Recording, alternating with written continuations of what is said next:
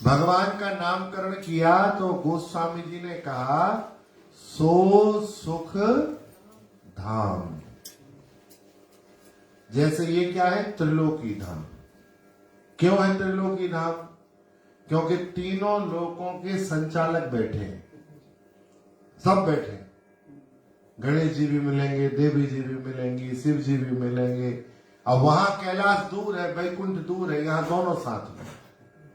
कैलाशवासी भी बैठे हैं, वैकुंठवासी भी बैठे हैं, और वो साकेतवासी भी बैठे हैं। तीनों लोकों के लोग बैठे हैं, इसलिए ये त्रिलोकी धाम है ना। अच्छा, विद्या धाम में क्या मिलता है जी? विद्या मिलेगी, है ना। जो विद्या का धाम होगा, धाम मतलब निवास स्थान, धाम अर्थात रहने की जगह। विद्या धाम में विद्या मिलेगी, ज्ञान धाम में ज्ञान मिलेगा। भगवान क्या है जी? सुख धाम। संसार में सुख है ही नहीं। जहां हम सुख मानते हैं वहीं दुख हो जाता है। भगवान शंकराचार्य कहते हैं दुखालयम अशाश्वतम। ये संसार कैसा है? कहा दुखालय है। दुखालय का मतलब दुख का धाम, आलय मतलब निवास स्थान।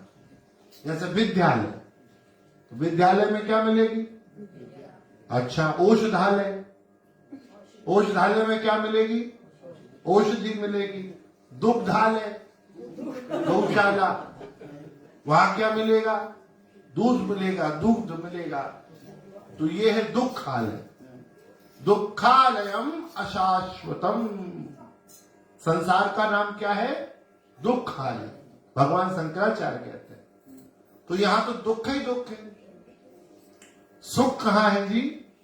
का सुख धाम राम अस नाम। भगवान सुख के धाम है। अब हम भगवान के हैं। हम कौन है? भगवान के अंश है। भगवान अंशी है, ऐसे समझिए। थोड़ा सब लोग दिमाग लगाओ, सत्संग में खाली नहीं बैठना चाहिए। ये बताओ, नदियों में पानी कहां से आया? पहाड़ पे कहां से आया? ऊपर से। बादल से। बादल में कहां से आया? समुद्र से, है ना।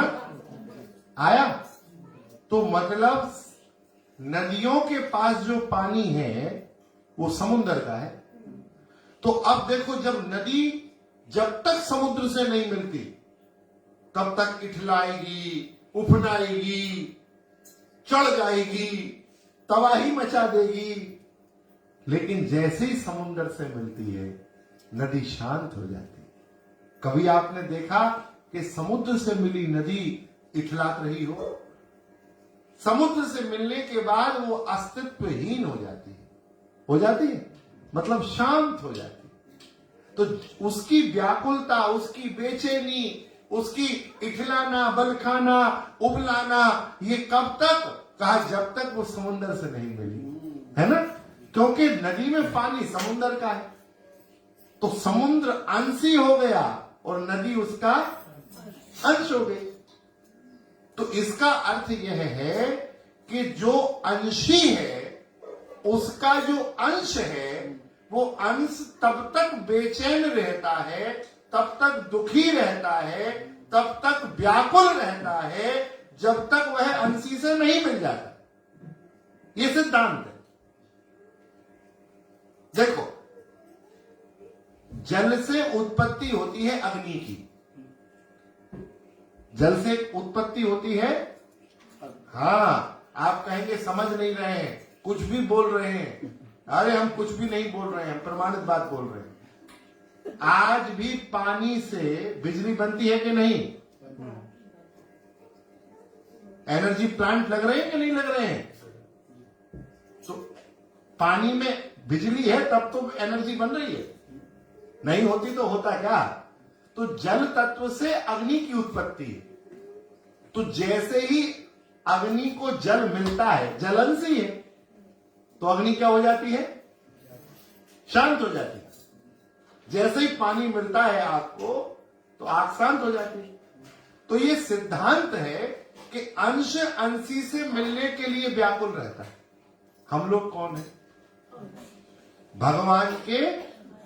अच्छा, और भगवान है सुख धाम, तो हम सुख के धाम के अंश हैं, इसलिए हम उनके अंश हैं। पूरे जीवन सुख खोजते रहते हैं क्योंकि हम सुख धाम के अंश है ना भाई। हम तो सुखी, जो परम सुखी है, हम उसके अंश हैं। अब हम सुख में ही आए हैं, लेकिन दूर हो गए भगवान से, तो हर जगह वही सुख ढूंढना चाहते हैं। भोजन में, रहने में, उठने में, बैठने में, सोने में।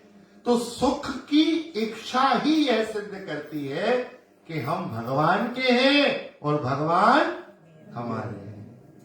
मैं हूं श्री भगवान का, मेरे हैं मेरे श्री भगवान। हम भगवान के। कोई कहे कि हम कैसे माने हम भगवान के हैं, तो आपकी सुख प्राप्ति की लालसा यह सिद्ध करती है कि आप भगवान के। हम सब सुख चाहते हैं,